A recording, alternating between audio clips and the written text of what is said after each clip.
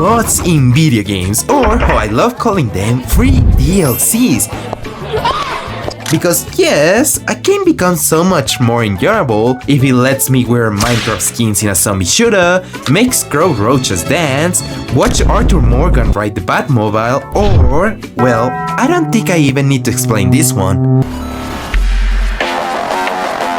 That's right, mods. The difference between a game turning into something repetitive or becoming an abstract masterpiece of today's digital era, reaching to the point where you have to say, wait, why did I even install this mod?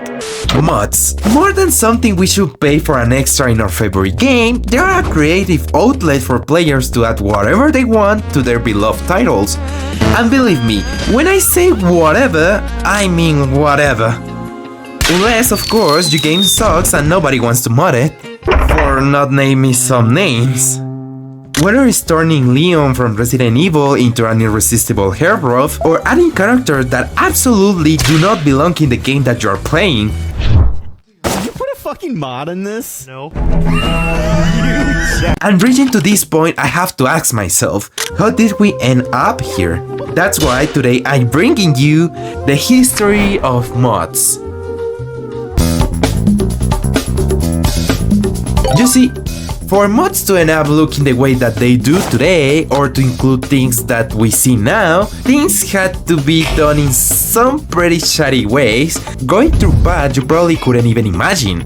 Still, their process, just like technology, was a major breakout. I mean, there was a point in history when it just exploded as a fucking Chernobyl. And yes, while it's true that the concept of mods started to exist in the 1990s, the idea of altering a game had already been around since the 1980s. Back then, there was always a group of hackers willing to break the law just to modify the games, whether for fun, internet challenges, or simply as a form of protest to the companies of that era. Because, as we all know, the industry has always been a bit unfair when it comes to pricing. All this early modding development was mainly focused on the successful consoles of that time, and in those years, the big names were obviously the NES and the Atari. Here, the modders focused mainly on altering the original content of the games, whether that was adding political figures, memes, changing the difficulty or graphics, or even just generate a copy to sell it to the public. Basically, piracy. And all of this was just to make the things that made absolutely no sense at all. Let me tell you, the most popular mod back then was literally adding Goku into Super Mario Bros. Yeah. Now that we understand where the idea of modifying files came from, let's talk about the official beginning of the term mod and the tools that make creating them much easier. And yes, it's exactly the game that you're thinking about.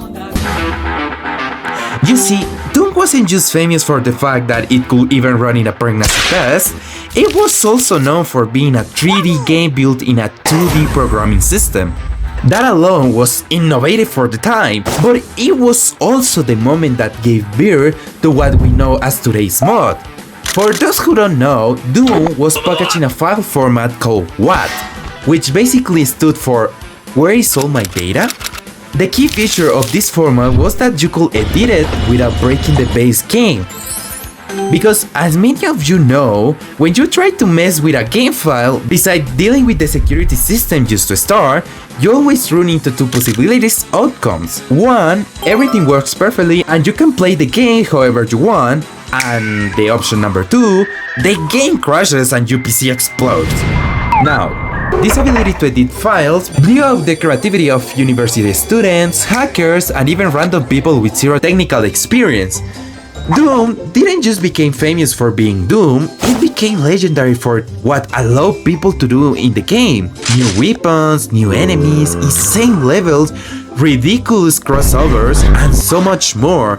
And it didn't stop with Doom. From this point on, everyone, not just the modders, but also the players, had just opened a new door into something much bigger. Ladies and gentlemen, enters HalfLife. The game we all remember for giving us a legendary protagonist and physics so questionable that we will never forget them, but more importantly, for proving once and for all that Valve is terrified of the number 3. Half-Life was born for a 3D rendering engine, meaning it wasn't just a 2D game without 3D looking environments, it was fully 3D experience with models, characters, and sound effects all programmed on a true 3D framework. And all of this was thanks to its powerful engine, the one and only Source Engine. The Source Engine was groundbreaking for its time, it was editable, flexible, and surprisingly realistic. Especially compared to the other first-person shooters of that era, this marked a turning point, moving from editable 2D files to a fully editable 3D games. But honestly, the real genesis of Half-Life and all other moddable 3D games, we owe it to a 1996 title called Quake. Quake was released by ID Software. Yes, the same chica chat who gave us Doom. It was a 3D first-person shooter where you play as a soldier named Ranger, sent to stop an interdimensional threat. The graphics and histories were impressive, well, for the time. But what truly set Quake apart was that it came out with a built-in modding tools. It even had its own scripting language called Quake C. Thanks to this, players could create a full total conversions, mods that completely transformed the game into something new. This laid the foundation for mods like Team Fortress, which will later evolve into what we know today through Half-Life. Now, why am I focusing so much in Half-Life and not in Quake or Team Fortress? It's simple, because what made Half-Life stand out from the rest was its great engine, the Gold Source. This engine was infinitely moddable, like seriously, infinite potential. Stop fucking with the microphone! It allowed ambitious creators to build whatever they wanted with zero restrictions from the developers. In fact, Valve actually encouraged modding. They weren't afraid to let the player reshape their game however they liked. They even supported the modders and gave them a platform. And out of this support came legendary titles like Counter-Strike, Day of Defeated, and Natural Selection. But just like games were evolving, so were the players, and this will take us straight into what many consider the golden age of mods. Between the early 2000s and 2010, mods stopped being seen just as a hobby and they became showcases of talent, incubators of revolutionary ideas, and even the foundation of entirely new games genres. Take games like The Sims, where the modding community was so huge that Maxis built an official toolset store to make mod creation easier. Or even Minecraft, where Notch literally built the game from scratch with modding spirit and its subcore. Or even Warcraft, where its powerful map editor gave birth to iconic mods like Dota and Tower Defense, which eventually became an entire genre on its own. Now, with mods becoming so popular and so many floating in the market, it was natural, just like with any form of art, that developers, players, and even creators would want to place and preserve this creativity. That's why special platforms began to appear, spaces where mod could be uploaded, discovered, or even protected like a digital museum. Some of the biggest mod platforms were the ModDB in 2002, a central hub and archive for all kinds of mods, Nexus Mods, launched alongside Oblivion and Skyrim, with categories for everything from texture, characters, to a full gameplay mechanics. And lastly, one of the most well-known, the Steam Workshop. Yes, where you will definitely stumble upon anime waifu mods with zero clothing, but also where some of the greatest communities and mods in gaming history live. From Left 4 Dead's iconic remixes, to indie games transformed by users creator to absolute madness you can even imagine. So many mods exist today that they have stopped being just mods. Some actually became full-fledged games, and here is also legendary examples as Black Mesa, a full remake of Half-Life 1 created by fans using a Source Engine. The group known as Crowbar Collective didn't just improve the original, they reimagined it, adding new mechanics, levels, visuals, and polish while staying true to the soul of the original game.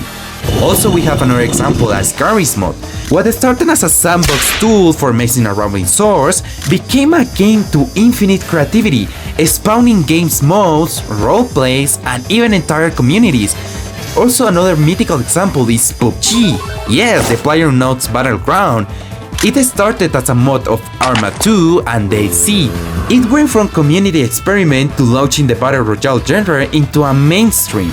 Now that you know all of this, what does it all mean? What do mods represent in the world of games? And what in creativity freedom of players? That's what comes next. Honestly, I see mods as something purely funny. Killing zombies with Minecraft skins, that's fun. Watching Master Chief job in Resident Evil, that's fun. Swinging around in GTA 5 as Spider-Man, it's absolutely fun. But I never really stopped to think about the limitless potential players had to create things ranging from a complete nonsense to a total masterpieces. Mods are more than just lines of code or design tools. They are the true artistic expression of video games. They are the proof that the credits screens at the end of your favorite game is in the end. It's just the beginning of something new, and that's why if I have to leave you with one final thought, it will be